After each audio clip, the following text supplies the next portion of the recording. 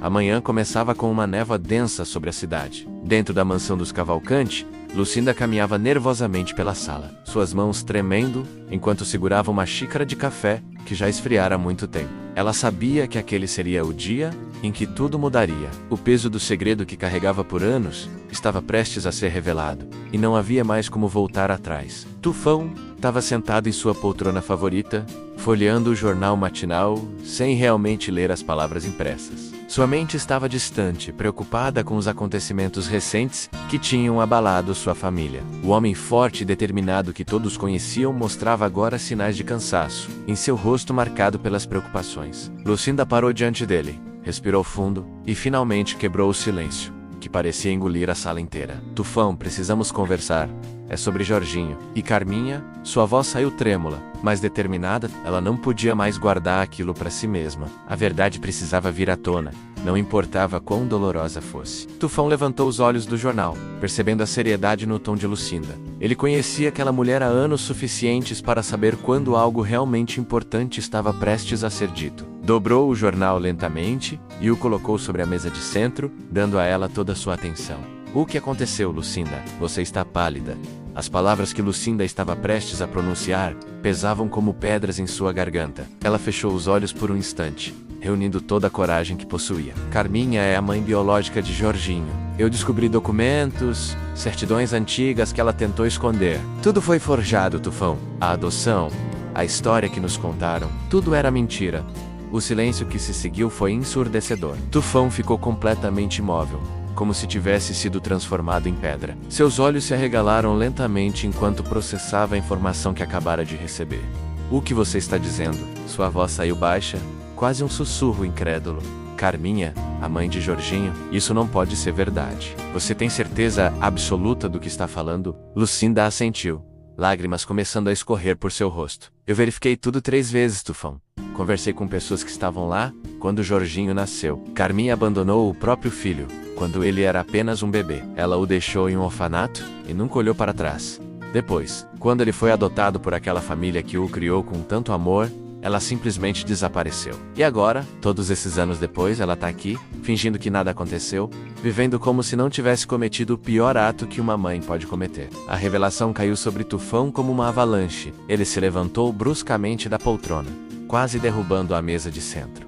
Suas mãos tremiam de raiva e incredulidade. Como ela pôde fazer isso? Como alguém pode abandonar o próprio filho e depois ter a audácia de voltar e agir como se nada tivesse acontecido? Ele começou a caminhar pela sala, passando as mãos pelos cabelos em um gesto de desespero.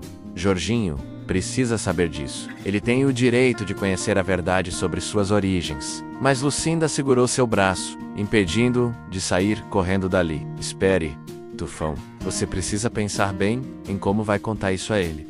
Jorginho está em um momento delicado de sua vida. Essa notícia pode destruí-lo completamente. Precisamos encontrar o momento certo, a forma certa de revelar tudo isso, sem causar ainda mais dor. Tufão olhou para Lucinda com olhos cheios de conflito. Parte dele queria sair correndo e contar tudo imediatamente. Expor Carminha por quem ela realmente era. Mas outra parte, a parte mais racional e cuidadosa, sabia que Lucinda estava certa. Jorginho merecia saber a verdade, mas merecia também ser protegido do choque brutal que essa verdade traria. Você tem razão, mas eu não posso simplesmente fingir que não sei disso. Toda vez que eu olhar para Carminha agora, tudo o que verei é uma mulher capaz de abandonar o próprio filho. Enquanto isso, do outro lado da cidade, Silas estava sentado sozinho em seu escritório, olhando fixamente para as fotos de família que decoravam a parede. Cada imagem parecia zombar dele agora, lembrando-o de tempos mais felizes que pareciam irremediavelmente perdidos. Seu casamento estava desmoronando diante de seus olhos, e ele não sabia como impedir essa queda livre. As discussões tinham se tornado constantes. A intimidade havia desaparecido, e o silêncio entre ele e sua esposa era mais alto do que qualquer grito. Ele pegou o telefone várias vezes, querendo ligar para ela, querendo tentar mais uma vez consertar o que estava quebrado. Mas cada vez, ele desistia antes mesmo de discar o número completo. O que ele diria? Como poderia consertar anos de negligência emocional, de promessas não cumpridas, de sonhos abandonados? O medo do futuro o paralisava completamente. A ideia de perder sua família, de se tornar apenas um visitante de final de semana na vida de seus próprios filhos, era insuportável. Silas fechou os olhos e permechou-se, por um breve momento, voltar no tempo. Lembrou-se do dia em que conheceu sua esposa, da primeira vez que a viu sorrindo naquele café pequeno, no centro da cidade. Ela usava um vestido amarelo e lia um livro que ele nunca conseguiu descobrir o título. Ele tinha sido corajoso naquele dia, aproximando-se dela com uma piada terrível que, milagrosamente, a fez rir. Eles conversaram por horas, e quando finalmente se despediram, ele já sabia que queria passar o resto da vida ao lado daquela mulher extraordinária. Mas algo havia mudado ao longo dos anos. As responsabilidades do trabalho, as contas para pagar, as pressões da vida cotidiana tinham lentamente corroído aquela conexão especial que eles compartilhavam. As conversas profundas tinham dado lugar a discussões sobre contas e compromissos. Os olhares apaixonados tinham sido substituídos por olhares cansados e ressentidos. E agora, ele se via à beira de perder tudo o que mais importava em sua vida. Silas abriu uma gaveta de sua mesa e tirou de lá uma caixa pequena e velha. Dentro dela estava o primeiro presente que ele havia dado à sua esposa. Um colar simples, com um pingente em forma de coração. Ele lembrava perfeitamente da expressão dela quando abriu aquela caixinha, dos olhos que brilharam com lágrimas de felicidade. É perfeito, ela havia dito, assim como este momento. E ele havia prometido a ela naquele dia que faria todo dia ser perfeito, que nunca deixaria aquele amor se apagar. Mas ele havia quebrado aquela promessa, dia após dia, com cada hora extra no trabalho, com cada jantar perdido, com cada vez que escolheu outra coisa em vez dela. A culpa pesava em seu peito como uma pedra. Ele fechou a caixa novamente e aguardou, determinado a fazer algo diferente desta vez. Não importava o quão difícil fosse, não importava quanto orgulho ele tivesse que engolir, ele lutaria por seu casamento. Ele não deixaria sua família se despedaçar sem dar tudo de si para salvá-la. Enquanto isso, em outra parte da cidade, Rui estava sentado no banco do passageiro do carro de sua mãe, dirigindo-se à casa de Alexia para buscar os presentes de casamento. A ironia da situação não passava despercebida por ele. Ali estava ele, indo buscar presentes, de um casamento que nunca aconteceria, de um futuro que havia sido destroçado antes mesmo de começar. Sua mãe dirigia em silêncio ao seu lado. Ocasionalmente Lancondolia olhares preocupados, que ele fingia não perceber. O silêncio dentro do carro era pesado e desconfortável. Rui olhava pela janela, observando a cidade passar em um borrão de cores e formas. Cada rua por onde passavam trazia memórias de Alexia, de momentos compartilhados, que agora pareciam pertencer a outra vida completamente. Ali estava o restaurante onde ele havia pedido ela em casamento, com velas e pétalas de rosas, espalhadas por toda parte. Ali estava o parque onde eles costumavam caminhar aos domingos do Masdodas, planejando o futuro juntos. Ali estava a livraria onde ela sempre o arrastava, insistindo que ele precisava ler mais romances e menos livros técnicos. Sua mãe finalmente quebrou o silêncio. Sua voz suave, mas firme. Rui, eu sei que isso é difícil para você, mas você precisa ser forte. Às vezes as coisas não acontecem da forma como planejamos, e tudo o que podemos fazer é seguir em frente. Ela estendeu uma mão e tocou gentilmente o braço dele. Um gesto maternal de conforto, que fez os olhos dele arderem com lágrimas não derramadas. Rui engoliu em seco, lutando para manter a compostura. Eu sei, mãe, mas é difícil aceitar que tudo pelo que lutamos, tudo que construímos juntos, simplesmente acabou. Eu tinha tantos planos, tantos sonhos para nosso futuro, e agora tudo isso é apenas uma lembrança dolorosa. Sua voz falhou no final, traindo a emoção que ele tentava tão desesperadamente esconder. A mãe de Rui suspirou profundamente, seus próprios olhos ficando úmidos. Ela havia assistido seu filho se apaixonar, havia visto a felicidade irradiar dele quando ele falava sobre Alexia, e agora ela testemunhava sua dor, impotente para fazer qualquer coisa, além de oferecer palavras vazias de consolo. O tempo cura todas as feridas, meu filho. Eu sei que parece impossível agora, mas um dia você vai olhar para trás e perceber que isso foi apenas um capítulo de sua vida, não a história toda. Você é jovem, tem toda uma vida pela frente. Mas Rui não conseguia enxergar além da dor do presente. Para ele, o futuro parecia um vazio escuro e sem forma, impossível de imaginar sem Alexia ao seu lado. Eles haviam compartilhado tantos momentos íntimos, tantos segredos, tanto sangue. Como ele poderia simplesmente seguir em frente e esquecer tudo isso? Como poderia um dia olhar para outra mulher e sentir o mesmo que sentiu por ela? Quando finalmente chegaram à casa de Alexia, Rui sentiu seu estômago se apertar em um nó doloroso. Aquela casa havia sido como um segundo lar para ele durante tanto tempo. Ele conhecia cada cômodo, cada canto, cada pequeno detalhe. Conhecia o lugar exato onde o assoalho rangia no corredor, Sabia qual janela não fechava direito, lembrava onde Alexia guardava as xícaras de café que ela mais gostava. Todas essas pequenas intimidades que fazem uma casa se tornar um lar agora pareciam armas apontadas para seu coração. Ele saiu do carro lentamente, como se cada movimento exigisse um esforço sobre-humano. Sua mãe o seguiu, mantendo-se próxima caso ele precisasse de apoio. Quando Rui tocou a campainha, sentiu suas mãos tremendo. Parte dele esperava que Alexia atendesse a porta, que ele pudesse vê-la mais uma vez, talvez encontrar alguma maneira de consertar tudo, mas foi a empregada quem abriu. Com um sorriso educado mais distante, que indicava que ela sabia exatamente o que havia acontecido. Boa tarde, Sr. Rui. A senhorita Alexia deixou as caixas prontas na sala. Por favor, entre. A empregada se afastou para deixá-los passar, e Rui entrou na casa que tinha sido tão familiar, e agora parecia estranha e hostil. As caixas estavam empilhadas no centro da sala, cada uma representando sonhos desfeitos de um futuro que nunca seria. Enquanto Rui e sua mãe começavam a carregar as caixas para o carro, cada presente parecia pesar mais do que deveria. Não era o peso físico que o incomodava, mas o peso emocional de cada item. Ali estava o jogo de panelas que a tia de Alexia havia dado, falando sobre todas as refeições deliciosas que eles preparariam juntos. Ali estavam as toalhas de mesa que sua avó havia bordado à mão, cada ponto feito com amor e esperança para o futuro do casal. Ali estava o álbum de fotos vazio, esperando para ser preenchido com momentos de uma vida compartilhada que nunca aconteceria. Do outro lado da cidade, Noêmia e Verônica estavam tendo sua própria batalha pessoal. As duas mulheres tinham feito um pacto solene de ficar longe de Cadinho, sabendo que ele representava apenas problemas e complicações em suas vidas. Mas resistir à sua presença estava provando ser muito mais difícil do que qualquer uma delas havia imaginado. Noêmia estava em sua sala, tentando se concentrar em um livro que já havia lido a mesma página 5 vezes, sem absorver uma única palavra. Seu telefone estava ao lado dela, silencioso, mas ameaçador. Ela sabia que se pegasse aquele aparelho, se permitisse que seus dedos digitassem aquele número que conhecia de cor, toda a sua força de vontade se desmoronaria. Cadinho tinha uma forma de faz-la esquecer todos os seus princípios, todas as suas promessas a si mesma. Ela pensou em todas as vezes que ele havia decepcionado, todas as promessas quebradas, todas as desculpas vazias. Lembrou-se das noites que passou chorando, questionando seu próprio valor, perguntando-se por que não era suficiente para ele. Cadinho era como uma droga viciante, proporcionando momentos de êxtase seguidos por longas quedas de dor e arrependimento. E mesmo sabendo disso, mesmo entendendo racionalmente que ele nunca mudaria, ela ainda sentia aquela atração magnética que a puxava em sua direção. Noêmia fechou o livro com força e se levantou, determinada a ocupar sua mente com qualquer outra coisa. Ela começou a limpar a casa, mesmo que já estivesse limpa. Reorganizou seu armário, mesmo que já estivesse organizado. Lavou louças que já estavam limpas. Qualquer coisa para manter suas mãos ocupadas e sua mente longe de pensamentos sobre Cadinho.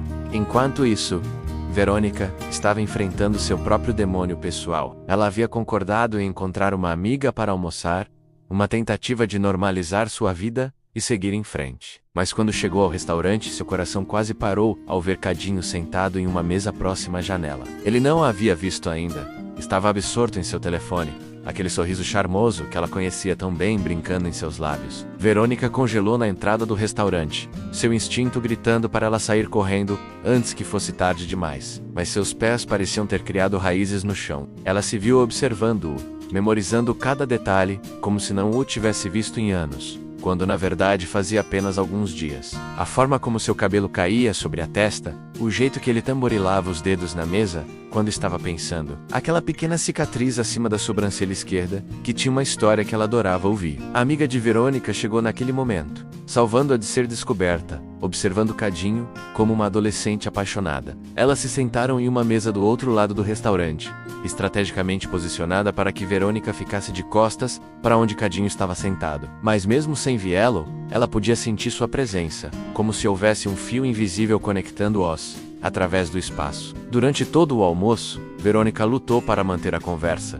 para parecer presente e interessada no que sua amiga estava dizendo, mas sua mente continuava vagando, imaginando se Cadinho ainda estava ali, se ele a teria visto, se ele estava pensando nela da mesma forma obsessiva que ela estava pensando nele. A comida não tinha gosto, o vinho parecia água, e cada minuto era uma tortura de curiosidade não satisfeita. Quando finalmente ousou dar uma olhada discreta na direção onde Cadinho estava sentado, a mesa estava vazia. Ele havia partido sem nem saber que ela estava ali. Verônica deveria ter sentido alívio, mas em vez disso sentiu uma pontada aguda de decepção. Que tipo de pessoa ela se tornara, que sentia falta até mesmo de encontros acidentais com alguém que só lhe causava dor? Naquele mesmo momento, Jorginho e Nina estavam tendo uma conversa profunda em um café tranquilo no centro da cidade. Nina tinha sido amiga de Jorginho desde a infância, uma das poucas pessoas que realmente o conhecia por trás da fachada que ele apresentava ao mundo. Ela podia ver que algo estava o perturbando profundamente, mesmo que ele tentasse esconder atrás de sorrisos forçados e piadas que não chegavam aos seus olhos. Jorginho, eu conheço você há tempo demais para não perceber quando algo está errado, Nina disse suavemente, colocando sua mão sobre a dele na mesa. Você pode falar comigo. O que está acontecendo? Seus olhos castanhos estavam cheios de preocupação genuína, aquele tipo de cuidado que não pode ser fingido ou forçado. Jorginho olhou para ela por um longo momento, debatendo consigo mesmo se deveria ou não compartilhar o turbilhão de emoções que estava sentindo. Nina sempre havia sido sua confidente, sua rocha em tempos difíceis. Mas desta vez, o peso que carregava parecia grande demais para colocar nos ombros de outra pessoa. Eu não sei por onde começar, Nina. Minha vida toda parece estar desmoronando, e eu nem sei mais quem eu realmente sou. As palavras saíram dele em um fluxo catártico, como se uma represa tivesse sido rompida. Ele falou sobre as dúvidas que o atormentavam, sobre a sensação constante de que algo em sua vida não estava certo, sobre os sonhos perturbadores que tinha todas as noites onde procurava por alguém que nunca conseguia encontrar. Ele falou sobre a família que o criou e o amor que eles lhe deram, mas também sobre o vazio inexplicável que sempre sentiu, como se uma parte essencial dele estivesse faltando. Nina escutou em silêncio, apertando sua mão ocasionalmente para lembrá-lo de que ela estava ali, que ele não estava sozinho. Quando ele finalmente terminou, exausto pelo esforço emocional de colocar seus sentimentos em palavras, ela permaneceu em silêncio por um momento, organizando seus próprios pensamentos. Jorginho, você já considerou que talvez essas dúvidas, esses sentimentos de estar deslocado, possam ter uma explicação real? Às vezes nosso subconsciente sabe de coisas que nossa mente consciente ainda não descobriu. Nina escolheu suas palavras cuidadosamente, não querendo plantar sementes de dúvida, mas também não querendo ignorar o que parecia ser uma busca genuína por identidade. Jorginho olhou para ela com uma expressão confusa.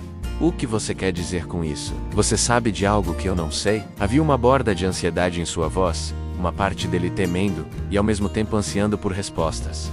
Nina balançou a cabeça rapidamente. Não é isso. Eu não sei de nada específico, mas eu acho que você deveria considerar investigar mais sobre suas origens, sua adoção, talvez saber a verdade completa sobre de onde você veio possa te ajudar a encontrar paz. Ela sabia que estava pisando em território delicado, mas sentia que Jorginho merecia explorar essas questões que claramente o atormentavam. A sugestão de Nina plantou uma semente em sua mente. Pela primeira vez, Jorginho se permitiu realmente considerar a possibilidade de buscar ativamente informações sobre seus pais biológicos. Seria essa a resposta para o vazio que sempre sentiu? Encontrar suas origens? Preencheria aquele buraco em sua alma? Ou apenas abriria feridas mais profundas e dolorosas? Enquanto Jorginho e Nina continuavam sua conversa, em outra parte da cidade, Paloma estava em seu quarto, olhando fotos antigas e fazendo planos secretos em sua mente. Ela havia decidido que Cadinho e Alexia eram o par perfeito, e estava determinada a fazer com que eles ficassem juntos. Não importava o que fosse preciso. Em sua mente romântica e idealista, ela via dois corações partidos que perfeitamente se complementariam se apenas tivessem a chance. Paloma não entendia completamente as complexidades dos relacionamentos adultos, a bagagem emocional que cada pessoa carregava, as feridas que ainda não haviam cicatrizado. Para ela, amor era simples. Duas pessoas se gostavam, então deveriam ficar juntas. Os obstáculos eram apenas testes dramáticos que tornariam o final feliz ainda mais satisfatório, assim como nos filmes românticos que ela adorava assistir. Ela começou a traçar planos elaborados, pequenas manipulações que criariam oportunidades para Cadinho e Alexia se encontrarem. Paloma seria Cupido moderna, arquitetando encontros casuais que na verdade seriam cuidadosamente planejados. Ela não via nada de errado em sua interferência. Na verdade, se sentia nobre e altruísta, ajudando duas almas perdidas a encontrarem seu caminho para o outro. O que Paloma não sabia era que suas bem-intencionadas maquinações poderiam ter consequências devastadoras. Ela não entendia que tanto Cadinho quanto Alexia estavam em momentos vulneráveis de suas vidas, que forçar uma conexão entre eles poderia resultar não em amor, mas em mais dor e complicações. Sua inocência e idealismo a cegavam para as realidades mais sombrias da natureza humana e das relações interpessoais. Naquele mesmo dia, Carminha tomou a decisão que mudaria o curso de muitas vidas. Depois de anos evitando o confronto, depois de anos vivendo com o peso da culpa e do arrependimento, ela decidiu que era hora de enfrentar seu passado. Ela iria até a casa de Jorginho, seu filho, o menino que ela havia abandonado tantos anos atrás. Ela não sabia o que diria, não tinha um discurso preparado, mas sentia que não podia mais viver com o peso daquele segredo. Carminha se arrumou cuidadosamente, escolhendo um vestido simples mas elegante. Ela olhou para seu reflexo no espelho, procurando por traços de Jorginho em seu próprio rosto. Ali estava o formato dos olhos, aquela mesma inclinação do nariz, a curva específica do maxilar. Como ela pôde abandonar aquela criança, seu próprio sangue, carne de sua carne? A culpa a esmagava, mas ela sabia que não podia mais fugir. Durante todo o trajeto até a casa de Jorginho, Carminha ensaiou mentalmente o que diria. Jorginho, eu sou sua mãe. Não. Muito direto. Existe algo que você precisa saber sobre seu passado. Miltovej, eu cometi o maior erro da minha vida e preciso do seu perdão. Talvez mais próximo, mas ainda não certo. Como você pede perdão por abandonar um filho? Existem palavras suficientes no idioma para expressar esse tipo de arrependimento? Quando finalmente chegou à porta, Carminha hesitou. Sua mão estava levantada para tocar a campainha, mas ficou congelada no ar. Esta era sua última chance de recuar, de manter o segredo enterrado, de continuar vivendo na mentira que havia construído. Mas não, ela havia tomado sua decisão. Com uma determinação que não sabia que possuía, ela tocou a campainha. Foi Débora, a esposa de Jorginho, quem atendeu a porta. No momento em que viu Carminha, seu rosto se transformou em uma máscara de raiva e desprezo. Débora sabia quem Carminha era, havia descoberto a verdade por conta própria, através de investigações discretas, e ela havia prometido a si mesma que protegeria seu marido dessa mulher que o havia abandonado. O que você quer aqui? Débora bloqueou a entrada com seu corpo, sua voz fria como gelo. Você não tem nenhum direito de aparecer aqui depois de tudo o que fez. Jorginho não precisa de você em sua vida. Ele tem uma família que o ama de verdade, não apenas quando é conveniente. Carminha sentiu cada palavra como um tapa em seu rosto. Ela merecia aquilo, e mais. Sabia disso, mas não podia desistir agora. Por favor, Débora, eu sei que não tenho direito de pedir nada, mas eu preciso falar com ele. Preciso explicar. Preciso que ele saiba a verdade. Sua voz estava quebrada, lágrimas começando a escorrer por seu rosto. Mas, Débora, não se comoveu. Ela havia visto muita dor em Jorginho ao longo dos anos, muitas noites em que ele acordava de pesadelos sobre abandono, muitos momentos em que ele questionava seu próprio valor. Ela não permitiria que a mulher responsável por toda essa dor entrasse agora e causasse ainda mais estragos. A verdade é que você é uma covarde que abandonou seu próprio filho. Essa é a única verdade que importa. Agora vá embora e nunca mais volte aqui. Carminha permaneceu ali por mais alguns momentos, olhando para a porta que havia sido fechada em seu rosto. Ela podia ouvir vozes dentro da casa, Jorginho perguntando quem estava na porta. Ela ouviu Débora mentir, dizendo que era apenas um vendedor. Cada palavra era como um punhal em seu coração. Mas ela não podia culpar Débora por proteger seu marido. Afinal, não era esse o papel de uma esposa? Proteger aqueles que ama? Com o coração partido e a alma esmagada, Carminha voltou para seu carro. As lágrimas agora fluíam livremente, todas as emoções que ela havia reprimido por anos, finalmente encontrando saída. Ela havia sido destratada, humilhada, e pior de tudo, ela sabia que merecia cada palavra cruel que Débora havia dito. Como ela poderia esperar perdão quando nem ela mesma conseguia se perdoar? Enquanto Carminha sofria com sua rejeição, Alexia estava tendo seu próprio momento de crise. O fim de seu relacionamento com Rui havia deixado um vazio enorme em sua vida.